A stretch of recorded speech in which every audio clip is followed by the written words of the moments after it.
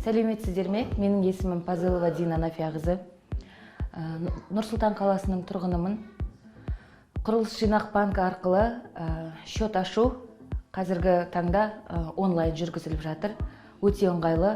Елімізде осындай үлкен індетпен күресіп жатқан сәтімізде өте ыңғайлы бағдарлама екенін көрдік, аштық. Балалармен үйде отырып, операторлардың көмегі арқылы құрылыс жинақ банкінің менеджерларының көмегімен онлайн түрде счет аштық. Дина Анафьевна, спасибо за ожидание. Счет открыт. Не забудьте пополнить сумму 555 тысяч, чтобы получить максимальную госпремию 111 тысяч тенге. Спасибо большое. Всего доброго, до свидания. До свидания. Тағы бір ыңғайлылығы, үйден шықпай, телефондағы қосымша арқылы өз шотыңызға ақша аудара беруге болады.